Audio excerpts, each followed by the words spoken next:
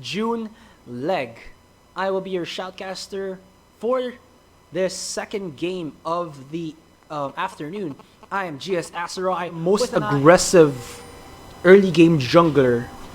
In terms of like the player itself, he doesn't do a lot of ganks early on, and this actually like ruins the aggression that Imperium Pro Team have. But Imperium Pro Team's members do have like that lane dominance skill. You know, like Haith can carry himself as and he can combo effectively with Poisanity here. Oh, they're just gonna go for a 5-man death squad there to put him some very early wardings here to know where Copes will start. Imperium Pro Team not touching any of that. They don't want to go against this, let's say, pretty devastating level 1 combination for Mineski.Globe here. Oh, look at this though. Hate still hasn't used his item. So we'll see. Let's see, put it to... I'm pretty sure it's gonna be Poisanity here. Black Spear still isn't used yet. The Oath Sworn. The Oath Sworn.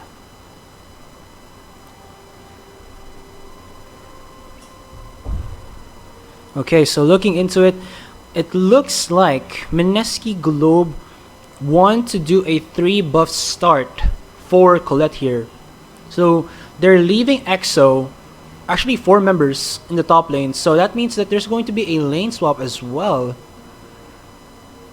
Well, considering the fact that it's an Annie and Ezreal in the bottom lane, it is safer for them to initiate that lane swap, and then again, when a lane swap occurs, it opens up the possibility of a roaming type of game here. Okay, so Hate's gonna give the actually, look at this. Don't you think that, you know, there's a very let's say untrue theory? Maybe Callista's the wife of Lucian, and then Thresh is the guy who changed her soul into being Callista. I don't know, something like that. Just the little things. Alright, so we do see again, so it's going to be a most probable lane swap here.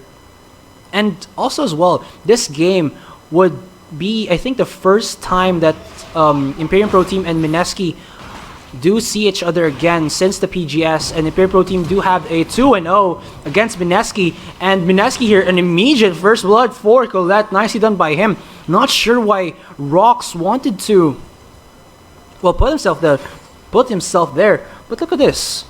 EXO actually goes back to the bottom lane. I thought he was gonna go for the lane swap, but again, like I've said, Ezreal support is one of the best ADRs to, or Ezreal ADR is the best champion to go in for a 2v1 situation. Actually did get the Mystic shot first, so he's not fearing the damage output from Poisanity's death sentence just yet. Poisanity does have a good let's say death sentence hook ratio or rate. TG will go to the top lane. Yes, he does get level 2, possibly from using the Raptors. Actually, okay, so they didn't go for the 3-buff start. I thought they would have gone for it. I mean, they got the kill onto Rock, so that means that there's a numbers disadvantage in the red side jungle as of that moment. They could have actually done that to, well, lessen the, let's say, ganking potential of a Rek'Sai early on. I mean, yes, you just have the knock up, which is a good amount of CC, but that's just initial CC. Normally, you'd want to have a red buff to be able to stick to that champion. It's like a, yeah, it is a buff slow. It is a buff slow that you could use to, well, optimize your ganks. But look at this, Kaigu went back to the bottom lane, and it's actually the trick to, well, you know, supporting. When you're gonna leave your ADR, you normally or typically would want to come back into the lane before that wave hits, before the minion wave hits the tower, so that you can help the ADR last hit on the turret, because sometimes you need to like, of course you do know that one melee minion survives, I believe, 2 hits from the tower, and then you need like 2 hits from yourself to be able to last hit it, and then you need 1 tower hit onto the range creep, and then 2 auto attacks from you. So, but here's a gank onto Rocks yet again. He does not have his flash. He tries to dash away, but Colette is super Colette here. They're gonna try to go in onto Yume here. Knock up does come up the slow. He does have his flash, but he will not survive Suez's aggression. And actually, Kups gives himself the last hit for that. Oh, of course. Wait. Forgot to change this, but in the top lane, Suez actually survives, but Kups taking so much damage, he will be forced to flash away. If not, he's gonna die. Oh no! Nicely done by Suez there. And that was, in my opinion, a mistake for Colette there. If you guys didn't know, Evelyn's Q, the hate spikes, it doesn't go anymore. Before it had this the property that it goes to the champion or the target with the lowest amount of HP. I believe that is what is the hate spikes property is. But now hate spikes goes to the target that Evelyn hits. You saw here at this position, Colette actually hit a minion. He used the hate spikes and it went that way. It went this way. If only he could have one-hitted Suez, one hate spike would have followed Suez. That would have gotten a kill for him. A split-second mistake is all it takes for a kill to go to the enemy team, and that's what happened in that mid lane. But still, kudos. They did get a kill for Suez and Kups, so that's going to give them something to work with. But the problem now is Evelyn is starting to ramp up. She has 2,200 to her name, highest net worth for now. And the problem as well with that is that Evelyn scales so good in the early game. When she gets her initial items, she becomes a beast, and she has a challenging smite, meaning that she wants to deal as much damage as possible to the enemy champion. Yes, she doesn't have the slow. She'll get that when she gets level 6, but nothing to worry about. She has her teammates to be able to initiate for her, and she's the one who will be able to deal the finishing blow, get more kills for herself, get kills for her teammates later on, and then win the game for her team. So we'll see what happens. There's still, though, a 200 gold advantage for Mineski.Globe because, again, they did get themselves 2 kills in the mid lane onto Colette and onto Yume.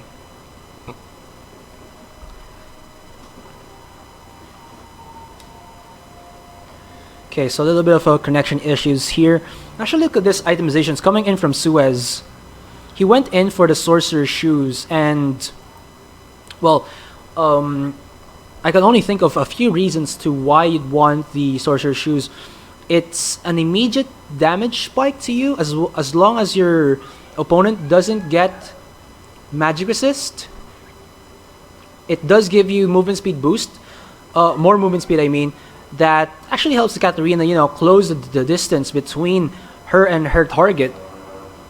Magic penetration, again, is really good for champions that don't get magic resist early on.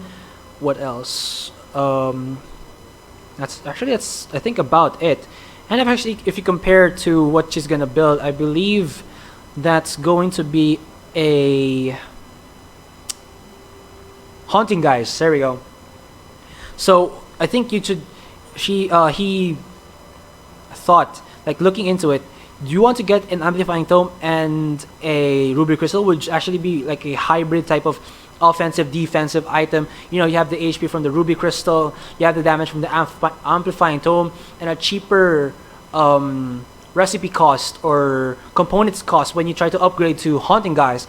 But then you don't have the, let's say, the advantage that the movement speed added with the level the tier 2 boost that is the sorcerer shoes, as well as the the plus 15 magic penetration does. So, and of course Katarina, as you know, doesn't thrive a lot in let's say drawn out team fights, so having burst damage and the mobility will help her have a safer lane as well as having more damage output. So that's just my insight onto why he went for the Sorcerer Shoes Amplifying Tome rather than the Ruby Crystal Amplifying Tome build.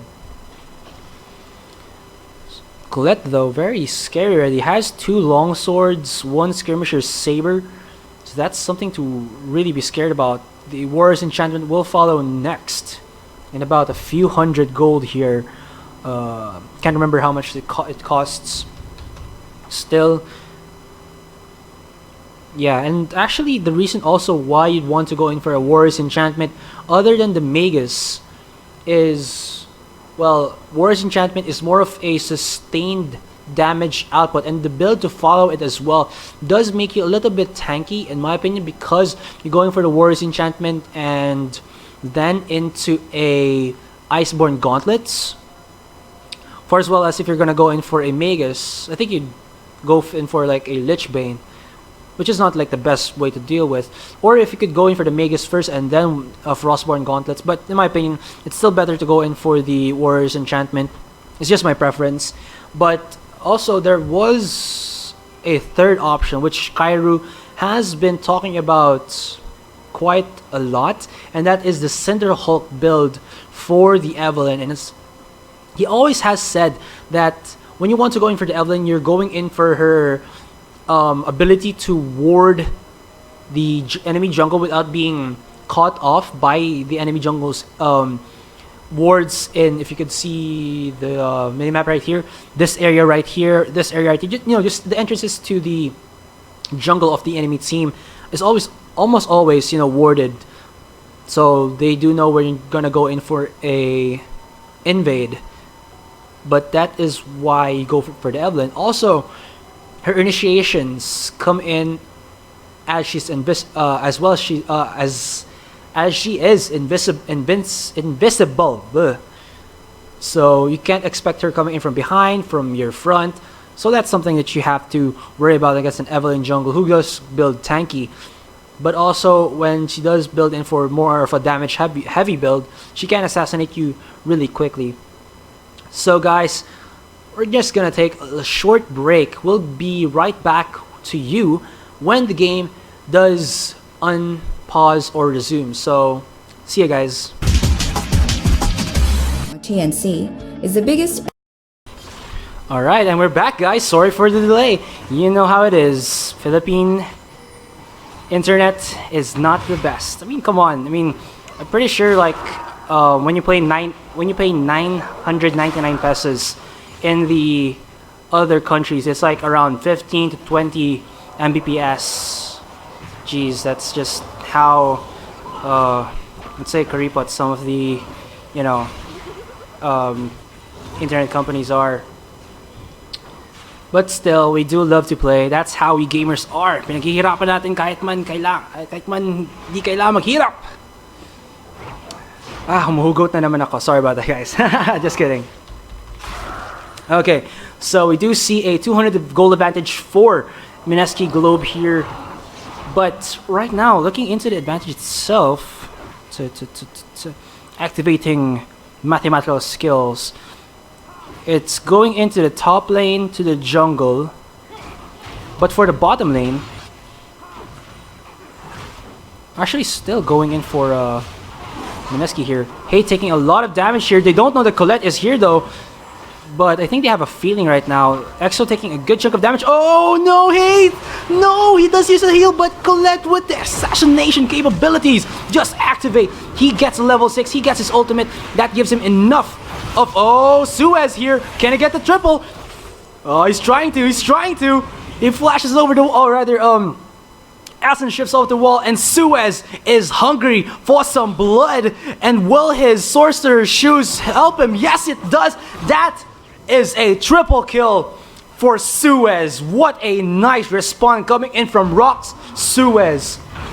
It looked like the perfect opportunity for Colette, but then it all backfired when Suez got an immediate rotate into the, or did an immediate rotate into that bottom lane, and then Rox ready and waiting with that Emperor's Divide. You could say that the Emperor is in a support role, but it works out for them because a fed Katarina makes a happy Katarina, or rather makes the team happy. And I don't have a slogan for it yet. I'll get back to you guys on that. Alright, so we do see a lot of ward coverage coming in from Imperium Pro Team all into the top lane right now. And looking into it, yeah, I think I know the reason right now. It's because if TG is in a 2v1 situation against Hate and Poisanity here, compared to when Kaigu, EXO go in with Colette, there's much more danger when Kaigu gets a stun because EXO is there for a follow-up damage. But when it's in a 2v2 situation with TG and only Colette there, let's just say Poisanity can just use that Dark Passage to save Hate's life, or have one less person to deal with in the top lane. So that's something that they have to keep in mind. But look at this, an immediate rotate by Kaigu into this top lane. And also the reason as well that I think why they did this is because they want Rox to, be able to get some CS in his stats right now. Keep the gold rolling for him, because he has been focused so much into that top lane, and he still knows that TG's in the top lane. But look at this, an immediate rotate by EXO and Kaigu in the top lane right now. Pink Ward, I think around this area might have spotted Colette here, but if you went to this spot, wait, I'm checking. I never mind. I don't know anymore. Okay, they're gonna go in onto Suez here. Takes a lot of damage, but Cups and Poisanity are here. Box does come up, and oh, Poisanity taking so much damage. He goes down to the Rune Prison of Yume there. And still, Imperium Pro Team and Mineski. Only a 300 gold advantage for Mineski here. You have to wonder which would be better.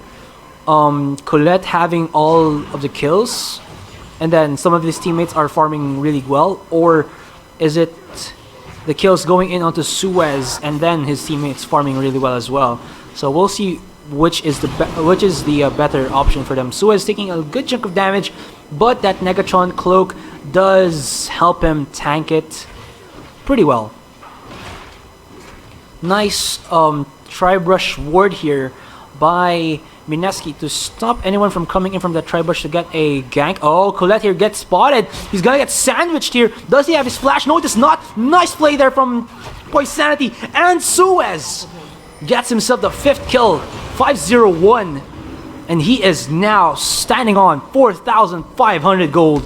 That's gonna give him so much more. And Kaigu, what are you doing? The double knockup. Nice hook onto Yume there, but the damage output from him is just too insane. Oh, the blaze from Suez gets the kill onto Kaigu, but here comes Digimon.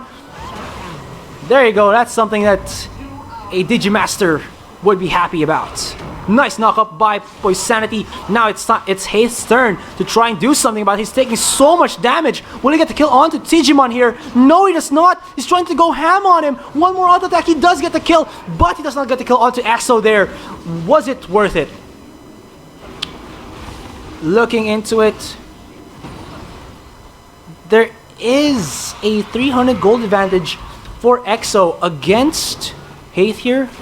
I'm just looking into the gold that was earned from that very insane trading. TG now has an 800 gold lead against Rox. Suez here, 600 gold lead against Yume. So looking into it, but overall there's a 1,000 gold lead by Mineski. So overall Mineski did get the latter of it, but Suez is slowly but surely getting a lot of the kills. He's gonna get another kill here. Will they? Oh no! No, Koops is gonna try to go in. He still survives. Kaigu, that flame shield is just saving so much from him. He's gonna try to tunnel over. Oh, there's no ultimate coming out of, or rather, Dark Passage coming out of Poisanity here. And Imperium Pro Team just trying to go in too deep into the jungle of Mineski here. And Mineski gives themselves a 1 for... Oh, did... 1 for 1. Koops survived there, okay. But still, Imperium Pro Team are a little bit too hesitant. I mean, yeah, you want to get Suez the kills, but that's just ridiculous. I mean, if you see the enemies out of the range of your champion you want to feed the kills to, just kill it yourself. You give him the assist, you give the 45 opportunity for something to go with. I mean, you can take a dragon right after that, or the bottom lane turret is actually open for business. Rock's trying to do what he can. He does save himself there, so nicely done. Not too much damage coming out of TG because, again, he is going in for the tank build Fizz. So he can only deal damage if he uses the challenging smite as well as the chunk the waters. Oh, Colette here going in onto Hate. Hate, oh, he's taking so much damage. Where is Poisanity? He is in the bottom lane. And that will most definitely give them top lane. Yeah, it's about to go down. But Imperium Pro Team do want to trade it with the dragon here. They don't have enough damage to actually take it down. And they're getting pushed back really, really far. Or rather, they're getting defensively pushed back by only Kaigu here. Do they have vision of... Yes, they do have vision of Yume there. Yume already has the Roar of Ages and Tear of the Goddess, so he does have the spam potential that a Rise does have. Oh, Kaigu here does stun Koops and rocks. Where's Tijimon? He's gonna go in onto Koops, but they do get the second dragon of the game for themselves. Nice Emperor Divide there by Rocks will let him auto-attack to his fulfillment, but Suez here trying to go in onto Teji, or TG. Oh, will survive. No, he will not. The auto-attacks just too real. Hate is in the backline, not trying to go in onto Yume. He does save his teammate right there, but EXO gets the kill onto Rocks, and it's now Hate trying to go in onto EXO with a Trinity Force, only with the BF Sword and Famp Scepter.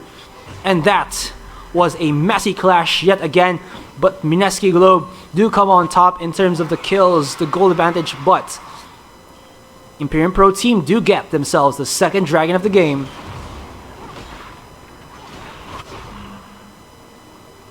Alright, so just looking heavily into it, Imperium Pro Team, oh my gosh, so much damage from EXO. EXO is just trying to auto-attack his way to victory, but Poisanity, oh, so close. He actually flashed it to just save himself from Poisanity's hook there.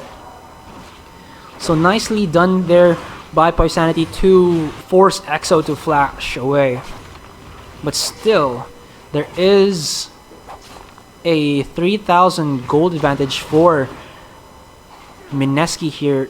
Didn't get the stun or the hook onto EXO there. EXO nicely dodging all the skill shots. Oh, nice fate call there by Hate, saving Poisanity's life. Right now,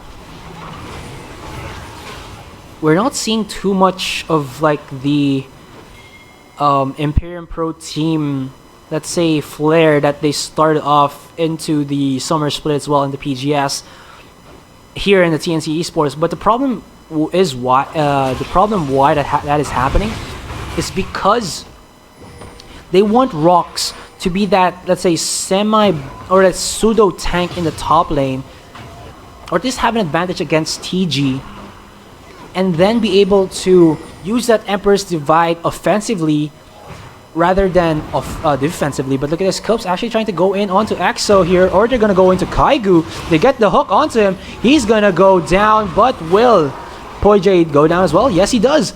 EXO here doesn't have the flash anymore. Nice teleport coming in from Tijimon. Will he get the assist? Hate put so much damage onto EXO. Double kill for Hate there. And with just that, Imperium Pro Team making the plays. Oh, they know that Koops is there. He has to dash over the wall, or tunnel over the wall. Oh, you're gonna go in onto Yume here. Yume is a little bit too far out of there, and Hate gives himself an unofficial triple kill. And with just that, Imperium Pro Team are back into it. 5-3-1 for Hate there compared to 2-2-6, 144 CS of EXO. EXO still is in the lead in terms of the gold, but a Kalista that does get her items works really well. I mean, more than other champions, because that martial poise of hers, poise, I'm gonna double check that. Poise of hers is, whoa, just notice that, bad description. Okay, so that martial poise works well with auto attacks, attack speed, so she can just, dart in and out of clash, that Kangaroo Kalista. So you really would want to get some attack speed item really early on to just maximize Kalista's potential, because she does really work well with attack speed. Looking into the itemizations of Rox here, he's gonna go in for the Luden's Echo most definitely. As for TG, a possible Spirit Visage there with the Spectre's Cowl and Kindle Gem, but you'll never be too sure about that kind of stuff. He can opt for a Banshee's Veil and then use that one for something else, like a Locket the Ancillary or something. Rox here using the Sand Soldiers, but he does see TGmon. Oh, does connect to Rox. Knockup comes off, he goes in. TG takes so little damage from Rox and Suez. And that is how powerful a tank Fizz is. I mean, you have the items already, the Mercury Treads, the Spectre's Cowl, and then you have the Playful / Trickster. The mobility from that, the safe that it gives, it just makes Fizz so much harder to deal with. Imperium Pro Team, though, give themselves the tower kill advantage, so that's something that they can work with. They did open up the base of Mineski here, but there's only like 2 wards, or rather 4 wards in this jungle right here. But because these three towers going down, we might see some more spread out deep wards coming in from Imperium Pro Team, because Mineski right now is ready and waiting. They have so many wards already in this map that they won't miss anything that comes out, like a counter gang coming in from Cups. They already saw that from a mile away. They can respond immediately. They did have to use a little bit of their spells, like Yume's ultimate, but it cools down really fast. You don't need to worry about that. Dragon's gonna come up in 5 seconds, so we'll see what Imperium Pro Team can work with this.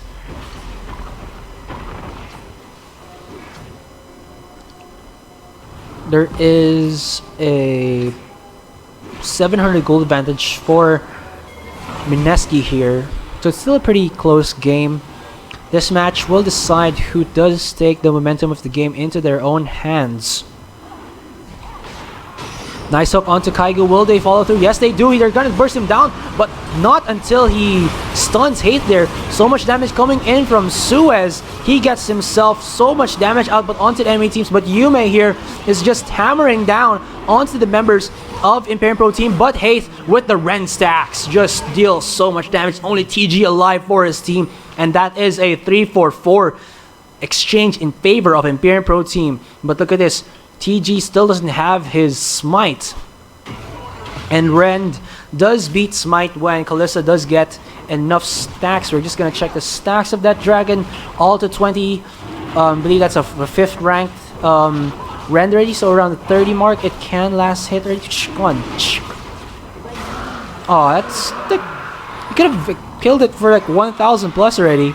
I don't know, it just looks really well. I mean, you can taunt a jungler there. Ha! I have a pseudo Smite that can go against your Smite.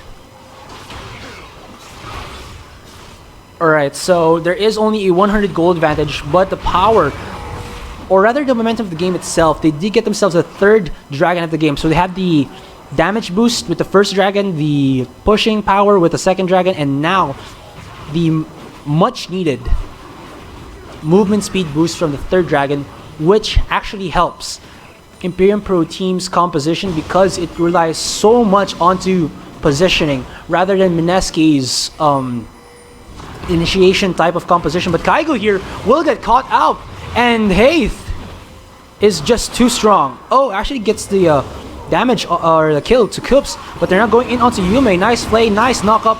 He does force the flash away, but Colette there actually gets hit by the death sentence. Koops goes down. Oh, what can they do? Rox here uses the Emperor's Divide to cut Yume in half, or rather Colette into the sideline. He will go down, but can TG do something about this? EXO is in the backline right now, and Yay here will go down. Suez is a man on a mission.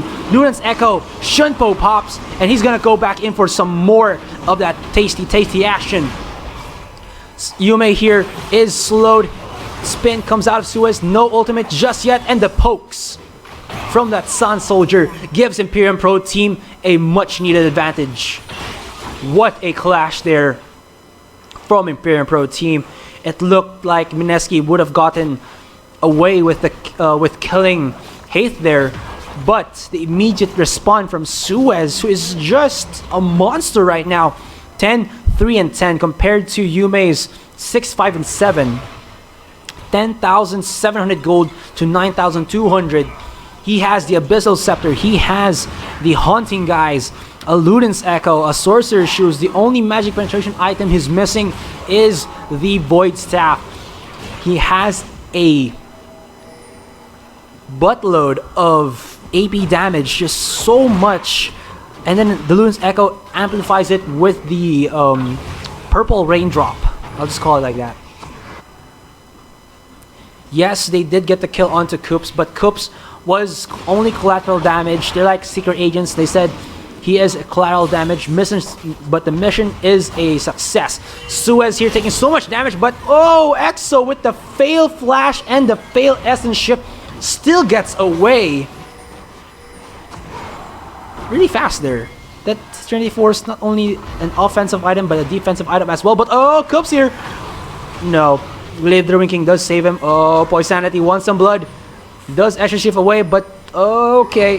Here's the guy who wants to get away, but doesn't have a teleport. It is Yume. He is now doing the Great Escape. Ultimate does come out of him. Uses the Q to try and stay alive. I don't think he can survive this unless Knockup does come off. Shield comes from the Seraph's Embrace, and now it's a 4v5 clash coming in from Mineski. This is not the clash that they wanted to. What a nice Emperor's Divide from Rox there, just delivering the members of Mineski.Globe. Triple kill for Haith there. I should have said the order is chicken by the Azir there. I mean, it's really like that the Emperor's Divide is a delivery tool when you use it offensively. That's why the order is given, you know. I just love that pun. Best pun PH. And with that, Imperium Pro Team turn the tides of battle. I told you already a while ago that the momentum would start when they got this dragon fight here. That was the third dragon of the game, and they did win that clash. It was a 4-for-3 in favor of Imperium Pro Team, and then there was this really awkward positioning from Yume here. They were chasing EXO. Yume wanted to just give EXO some support, but the problem was, I'm not sure why. EXO went into this spot right here, and then Yume went here. They saw him go up that spot there. They warded it, they saw him, and they committed. And the members of Imperium Pro Team weren't too fast enough to respond from this angle right here. And then Rox was just in this position waiting for them. As they went in, Rox comes in with the chicken. He uses the Emperor's Divide, pushes him in that direction, and then it's just a platter for Suez to enjoy. How do you say this? It's a Chinese a la carte. You know, the one when you're in a Chinese restaurant, you just spin the table, that glass table to get the food that you want. That's what Suez is doing right now. He's just, you know, if he wants the sweet and sour pork, the shawmai, I don't know, I'm getting hungry from just talking about food. I'll get back to the game. But yeah, that's about the metaphor there. Imperium Pro Team just gave themselves a huge chunk of advantage to work with. They can now go into the outer turrets, put as many offensive wards as they want in the jungle. Not too much here. It looks like they want to go in for the mid lane right now. They have the advantage, so I think this is one of the possible ideas to go in for. Rox doesn't have the Zonia's Hourglass to go in ham onto them, but the damage output is just enough that they can push in, and of course the Sand Soldiers give so much zoning potential. It actually hurts right now. He has an Athena's Unholy Grail and a Luna's Echo, so that's going to be a lot of damage for them. They're just going to back off here, go to rotate to the bottom lane, and again, this is one of the strategies of any team, is just to do your thing by the book. And look at this, 4th dragon of the game will go into the hands of Imperium Pro Team. Nicely done by them, and that will secure themselves. Like, it's going to be like a 6-minute, let's say, when you're like playing what's that game again, Command and Conquer, when Chinese nation builds a nuclear or a super weapon. Any nation builds a super weapon. There's like this countdown timer to when that super weapon is activated. It's the same situation as this, when Imperial Pro Team only needs like 6 minutes to win 35 minutes into the game. The 5th dragon will be up, and when they get that aspect of the dragon, it's just gonna be so much for them. But look at this, Mineski actually makes the wrong decision. They did get this mid tier 1, but the problem was Imperial Pro Team were already slided into the bottom lane, and Mineski had vision of that. Like here, oh, they're actually engaging onto it. Sorry about that, guys. You're now seeing an invasion of the nation by Imperial Pro Team. An immediate 2 kill there, nicely done by Suez. Gets a kill onto, I believe, Kaigu, and Hate gets the kill onto Yume. TG is tanking a lot of damage, but he's not gonna be able to do anything. Oh, Colette is away. Oh, nicely done there. The bouncing blades from Suez gets the dunk kill. It's like a fadeaway kill there by Suez. Nicely done by him. Ooh, nice ultimate. They're coming out of EXO. They're gonna try to do a last stand. No, but the Imperium Pro Team members are trying to run away. Not enough damage coming out of EXO actually to, let's say, get the kill onto the members of Imperium Pro Team there. Baron, I think it'll be up in about 1 to 2 minutes here. So, or rather, 2 minutes 30 seconds, I think, since there's no timer yet. So we'll see what happens. But right now, 2 inhibitors down for Mineski.Globe. They're hanging on by a thread. Yume hasn't been able to use this rise too effectively. TG trying to stop the wave from piling up into his own territory, but he's taking a good chunk of damage from it. Poisanity will see the ward coming. He will use his sweeper on it. And right now, Mineski have the right idea. They want to stop the Baron take here from Imperium Pro Team. That could stave off the pressure, but it's like playing with fire right now. If they can get a steal onto the Baron, or if they can just put down a good initiate from Colette, from Kaigu and TG, they can turn this around. But the problem is, oh, they're actually trying to go for it. Oh, Rox here actually still survives, and Haith, so much damage coming out of him. That was one of the strategies that Mineski were trying to do, to hook onto Tijimon. He will go down, not just yet. There you go, he goes down. 4 for nothing. And Imperium Pro Team, with this, can win the game, or just finish off the top tier and then win the game. Haith there uses the Fate's Call. He delivers. He's not gonna zero, but he delivers. Poisanity to, you know, secure himself a kill. Oddly though, I actually saw that he popped in here, and then I didn't see EXO actually get knocked up. And okay, Mineski.Globe here with the surrender. Good game, well played. Nicely done by the members of Imperium Pro Team to win that situation. Alright, so I'm back, guys. So honestly, it really happened when Imperium Pro Team won that 3rd Dragon Clash, when Mineski couldn't use their combo quite correctly. They're more of like a pick-off composition. They're an initiation pick-off type of composition, but then Imperium Pro Team were like a repositioning tool with that Emperor's Divide, and then Suez in the backline just going ham onto the members. That's all where it started to go wrong. Yes, there was only a 100 gold disadvantage from Mineski, but the problem was the momentum of the game itself, and the items completed went immediately into the favor of Imperium Pro Team.